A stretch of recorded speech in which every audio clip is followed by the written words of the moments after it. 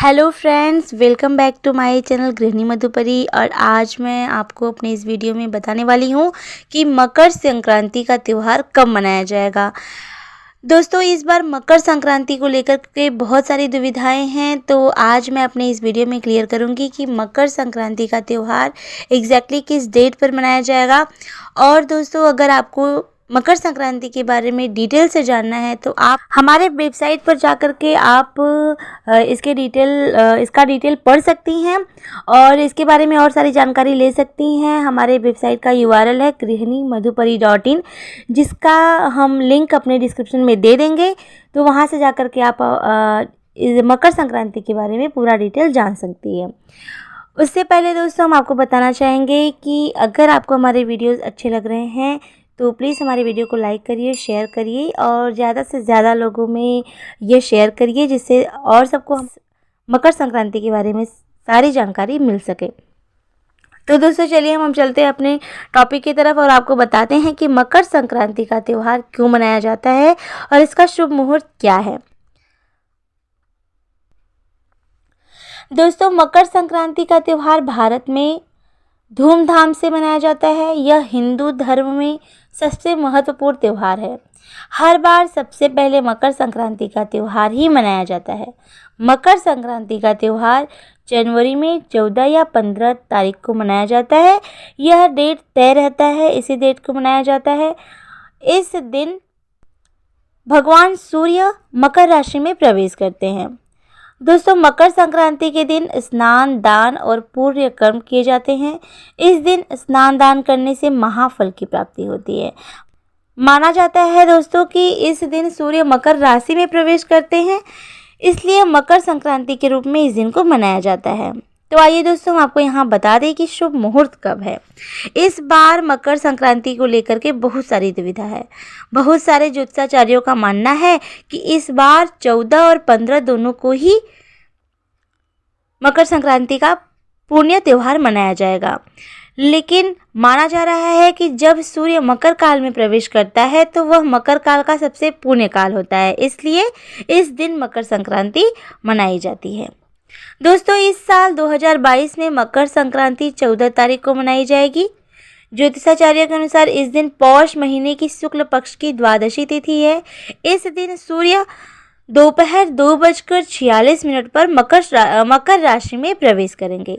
यह काल पूर्ण रूप से 3 घंटे तक रहेगा, अर्थात मकर संक्रांति का पुण्य काल 2:46 से शुरू होकर 5:54 तक रहेगा।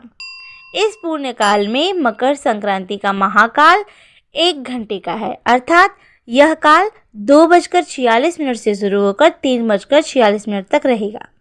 वैसे 14 और 15 दोनों ही दिन पुण्य काल माना जाता है, पुण्य समय माना जाता है, इसलिए मकर संक्रांति दोनों ही दिन मनाया जाएगा। दोस्तों, आइए हम आपको बताते हैं कि क्यों मनाई जाती है मकर संक्रांति, इसके पीछे का क्या रहस्य है, इसके पीछे की क्या कथा है। शास्त्रों के अनुसार माना जाता है कि कपिल मुनि गंगा सागर के किनारे आश्रम बनाकर वहीं पर रहते थे और वहीं पर वह तपस्या करते थे। उन दिनों राजा सगर की कीर्तियां तीनों लोक में व्याप्त थीं। उनकी वीरता और पुरुषार्थ की गाथा तीनों लोकों में गाए जाते थे। राजा सगर के इन कृतियों और मान को देखकर इंद्र बहुत क्रोधित रहते थे। उन्हें लगता था कि यदि राजा सगर की कीर्तियां ऐसे ही फैलती गईं और ऐसे ही यह विजय रथ पर सवार रहे तो एक दिन वह स्वर्ग को भी अपने कब्जे में कर लेंगे और स्वर्ग पर भी राज करेंगे। इसलिए इंद्र उनसे काफ़ी ईर्ष्या करते थे। एक दिन राजा सगर ने अश्वमेध यज्ञ की योजना बनाई। योजना के अनुसार अश्वमेध यज्ञ की तैयारी हो गई। अश्वमेध यज्ञ का अश्व छोड़ दिया गया। राजा इंद्र ने अश्वमेध यज्ञ को अश्व को ले जाकर कपिल मुनि के आश्रम के बाहर बांध दिया।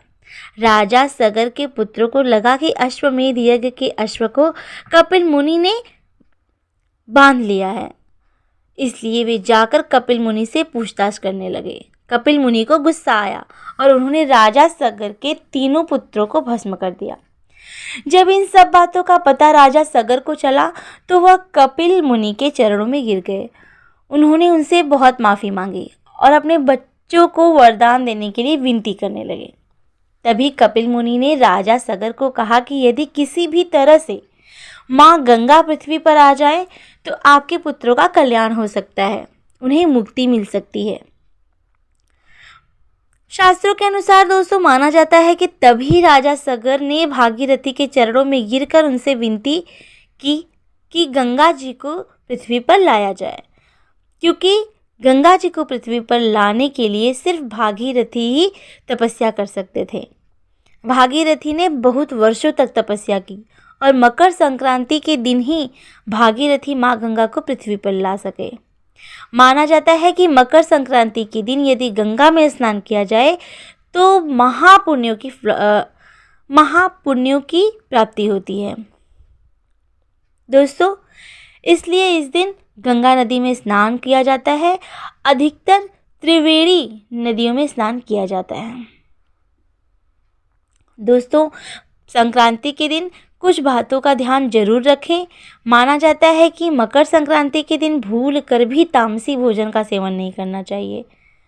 इस दिन लहसुन, प्याज, मांस, मदिरा का सेवन बिल्कुल नहीं करना चाहिए। यदि इस दिन तामसी भोजन का सेवन किया जाता है तो इंसान के अंदर नकारात्मक ऊर्जा का प्रवेश होता है।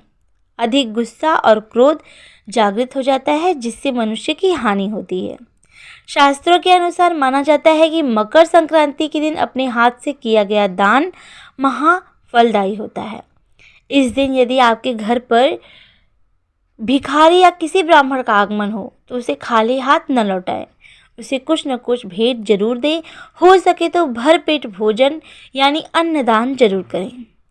मकर संक्रांति के दिन अपनी वाणी पर संयम रखें। इस दिन अपने मुंह से किसी को अपशब्द न कहें। हो सके तो सबसे मधुरता पूर्ण व्यवहार करें।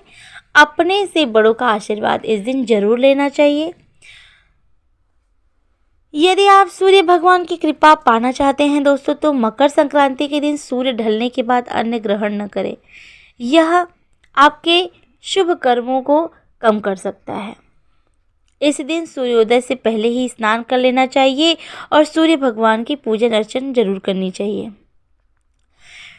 मकर संक्रांति के दिन सूर्य भगवान की पूजन करने से शारीरिक ऊर्जा का विकास होता है और मन में पवित्रता आती है। दोस्तों इस दिन तिल से बनी हुई चीज़ों का सेवन करना चाहिए।